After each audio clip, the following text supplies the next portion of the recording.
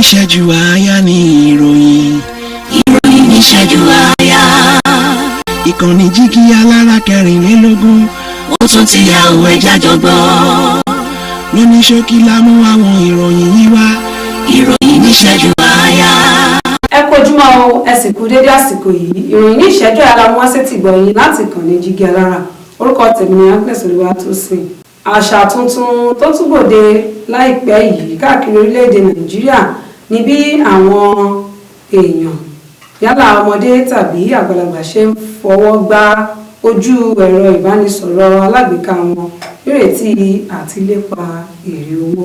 Àwọn ọmọ orílẹ̀-èdè Nàìjíríà kan tí wọ́n jẹ́ akẹ́kọ̀ọ́ ní ilé ẹ̀kọ́ gíga ti orílẹ̀-èdè United Kingdom ní àwọn alákòóso ilé ẹ̀kọ́ gíga náà ti dá dúró lẹ́nu ẹ̀kọ́ wọn tí wọ́n sì ti pàṣẹ pé kí wọ́n kúrò ní orílẹ̀-èdè United Kingdom látàrí pé wọ́n tiraka ní kí wọ́n tó san owó iléèwé. Ọ̀gá gbogbogbò Muhammad Idris Deby tí ó ti ṣe olórí ìjọba Chad fún ọdún mẹ́ta sẹ́yìn ni wọn yóò ṣe ìbúra fún ní ọjọ́bọ̀ lẹ́yìn tí ó jáwé olúborí nínú ètò ìdìbò tó wáyé láìpẹ́ yìí. Ìgbìmọ̀ mẹ́ta tó ń jókòó jíròrò lórí owó oṣù tuntun tó kéré jùlọ ti sún ìpàdé mìíràn wọn síwájú títí di ọjọ́ ìṣẹ́gun Tuesday ọjọ́ 28 oṣù karùn-ún ọdún 2024. Ìjọba ìpínlẹ̀ Ògùn ní ọjọ́rú bẹ̀rẹ̀ pínpín ìpele kejì ẹ̀bùn owó 1 billion naira èyí tí ń ṣe owó láti ṣòwò fún àwọn ilé iṣẹ́ kékeré lábẹ́ ètò OGKS.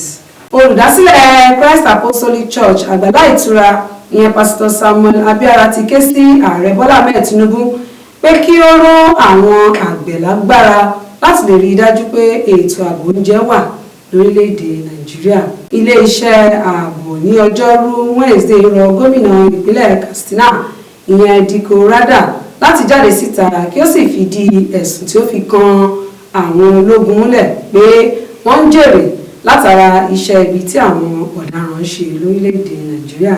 Ní ilé ìgbìmọ̀ asòfin ní ìpínlẹ̀ Cross River lọ́jọ́ Àìkú 17 nínú àwọn asòfin 25 ti yọ olórí ilé ìgbìmọ̀ asòfin tí orúkọ rẹ̀ jẹ́ Elvat Ayambem fún ẹ̀sùn ìlòkulò owó ìgbìmọ̀ náà. Ààrẹ tẹ́lẹ̀ rí ti Nigeria Labour Congress ìyẹn ọ̀gbẹ́ni Abdulwahid Omar ní ìgbìmọ̀ òṣèlú ti NLC ti yàn láti ṣe olórí ìgbìmọ̀ ìyípadà kan tí yóò ṣiṣẹ́ láti mú ẹgbẹ́ àwọn òṣìṣẹ́ sọjí. Ìjọba Biafra Republic tó wà lẹ́yìn odi ìlú ti ṣàlàyé pé ojúṣe gbogbo àwọn ọmọ Ìgbò àti àwọn olólùfẹ́ gúúsù ìlà oòrùn ni láti bu ọlá fún àwọn akọni ọmọ ilẹ̀ Biafra tí wọ́n pàdánù ẹ̀mí wọn níbi ogun abẹ́lé ọdún 1967 sí ọdún 1970 ní orílẹ̀-èdè Nàìjíríà. Ẹlẹ́rìí kan Abraham Uwa ní ọjọ́ ìṣẹ́gun jẹ́wọ́ fún ilé-ẹjọ́ gíga ti ìpínlẹ̀ Benue ní Makurdi pé ẹ̀rí òun dá lórí àlàyé tí òun gbà láti ọ̀dọ̀ agbẹjọ́rò. Ilé-iṣẹ́ ẹ̀ka iṣẹ́ ọnà, àṣà àti ọrọ̀ ajé àtinúdá lórílẹ̀-èdè Nàìjíríà ti ṣètò àkànṣe òbítíbitì owó tó tó 3.7 billion naira fún ìwádìí àti ìdàgbàsókè ẹ̀ka náà. Gbajúgbajà òṣèré apanilẹ́rìn-ín Ọláníyì Àfọ̀njá tí gbogbo ènìyàn mọ̀ sí Sanyẹ̀rì ti gbówó kalẹ̀ fún ẹnikẹ́ni tó bá lè fìdí rẹ̀ múlẹ̀ pé òun fẹ́ fi ṣe tíátà sílẹ̀. Ìjọba àpapọ̀ orílẹ̀-èdè Nàìjíríà ti kéde síta pé kò ní sí afẹ́yẹyẹ kankan tí yóò wáyé lórí àyájọ́ ọjọ́ ọdún kan tó dé ipò ààrẹ.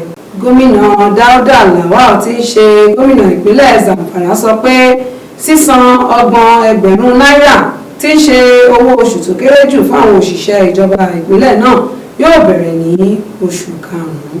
Ìròyìn kúṣẹ́jọ́ àyàtọ̀ ní èní jù báyìí lọ. Lẹ́ẹ̀kan sí orúkọ tèmi Agnes Olúwatósìn láti ìkànnì jígí alára. Ẹ kú iṣẹ́ òní. Ní ìṣẹ́jú àáyá ní ìròyìn. Ìròyìn ní ìṣẹ́jú àáyá. Ìkànnì jígí alára kẹrìnlélógún. Ó tún ti yá òwe jájọgbọ́. Lóní ṣókí la mú àwọn ìròyìn yìí wá. Ìròyìn ní ìṣẹ́jú